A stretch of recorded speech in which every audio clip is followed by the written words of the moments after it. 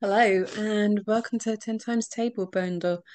There's 10 times table is probably one of the easiest games to play because at a basic level, let me show you, any number we multiply by 10, we just add a zero on the end. So for example, if we're doing 3 times 10, our answer would just become 3 and add a zero. 10 times 10, our answer would be 10 and add a zero. So on a very basic level, when you're using whole numbers, literally all you need to do is stick a zero on the end of the number. So I haven't incorporated this in the bundle because it was an afterthought while I was walking the dog this morning. But what I wondered if you could do was, if your child is struggling with it, create two circles. And on this one, you would have and those in the middle, if you put one of those butterfly clips there, so you can spin it, one of those clips that they start like this. Oh, no, they don't. They start like this, and then you open them out like this.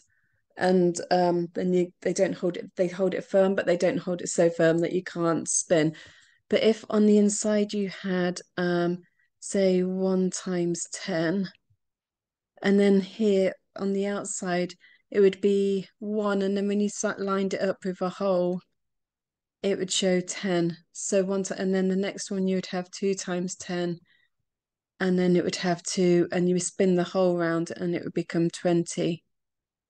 I hope that makes sense. Like I say, I haven't incorporated it into the bundle because it was just an idea I had while I was out with Noah this morning, but might work.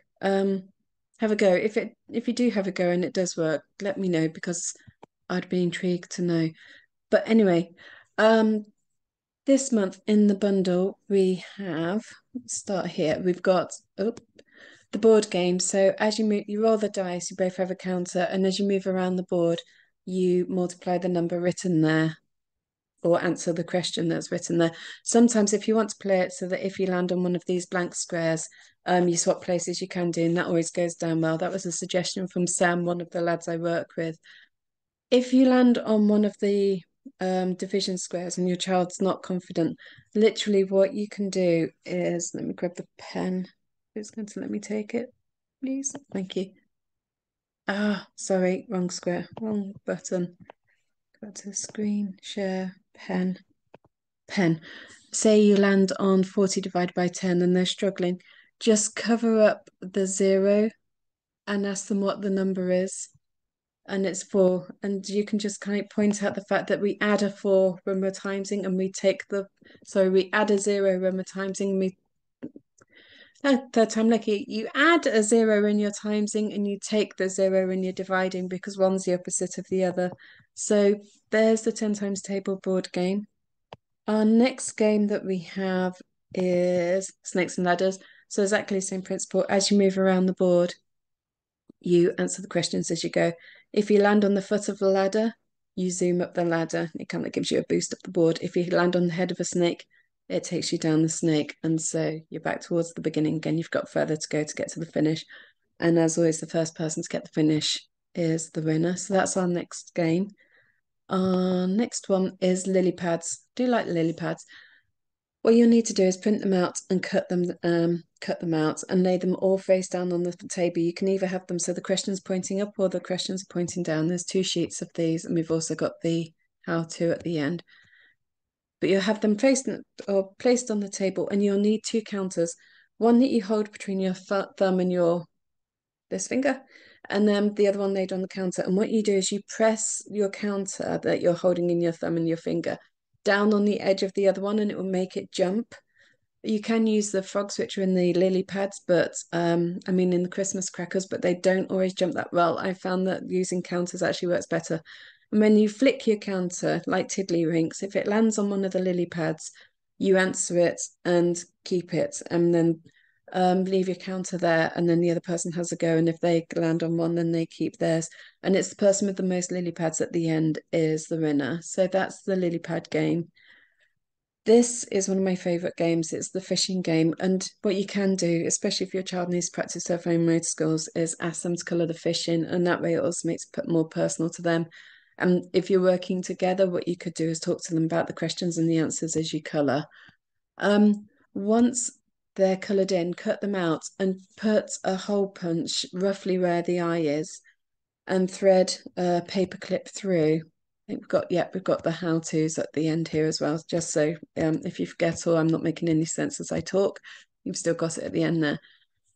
Then post the paper clip through, and then you'll need, these days I use an old felt tip pen that doesn't work, and I put some string through one, attach some string to one end and a magnet at the other, and you have that then becomes your fishing rod. Lay the fish out on the floor. You've cut them out, obviously. I think I forgot to say that.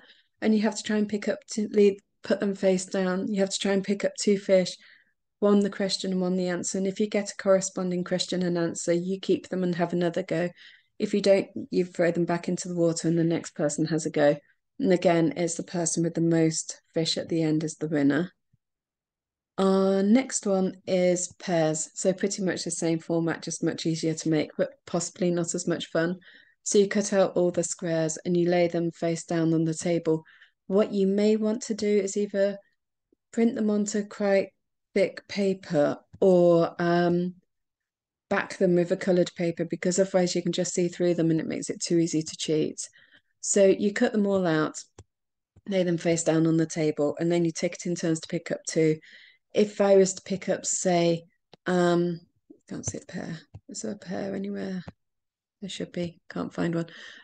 Say I was to pick up 4 times and 40, because it's a corresponding pair, I would keep them and have another go. If they don't match, I put them back on the table and the other person has a go.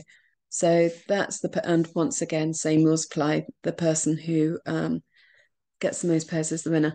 Sometimes it's nice if your child is feeling a bit disgruntled or their confidence isn't as high as it could be because they're struggling to get the math. Sometimes it's nice to let them in at the games just to kind of like give them that confidence boost, because I'm a firm believer, and I know I've said it before and I'll probably say it a million more times, but if we can boost our children's confidence, let me stop sharing the screen. If we can boost our children's confidence, then they're more willing to have a go at playing the games. And so the more willing they become, the more practice they get, the more capable they become. And the more capable they become, the more confident they become, and it becomes a positive spiral. So praise when praise is necessary. And even if it's just something really tiny, just make sure you find that one thing and offer the praise that it deserves.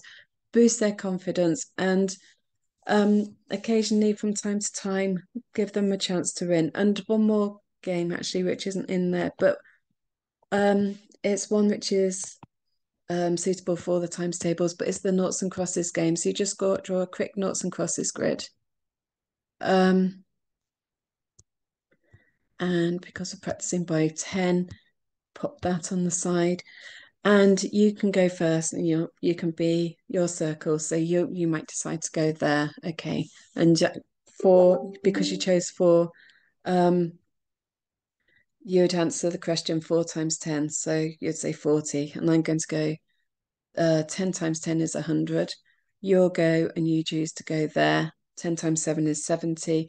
But I see your plan, so I'm going to block you and go here. 9 times 10, I would say, is 90. And then you stop me by going there. 11 times 10, even though it's a bigger number, you still do exactly the same thing. So you put a 0 on the end. So your answer is 110. And I've just lost. So I'm going to go there. 5 times 10 is 50, and you'll go there. 3 times 10 is 30. It's a 2-second game to play, but it's quite good fun. And I think I've also mentioned the fact that Jenga's also proving to be really popular at the moment. I've got a Jenga tower and I've put the numbers on, or a number from 1 to 12 on each of the bricks. And as you push the brick out, you take the number that's written there and times it in this instance by 10. And you answer the question, pop the brick on back on top of the tower, and you keep going through till the tower falls, and it's the person who knocks the tower down loses. But I wouldn't write the whole question on the brick because it restricts you to that particular times table. So if you literally just write the number, and then, like I say, for example, if you pull out a number 5 and you're practicing the 10 times table, it would be 5 times 10. Anyway, enough waffle. Hope that makes sense. Hope you enjoy the games and enjoy the bundle. Hope they help. And I will see you in the next bundle over in the Facebook group or on the next Zoom call. Have a great afternoon and take care. Bye.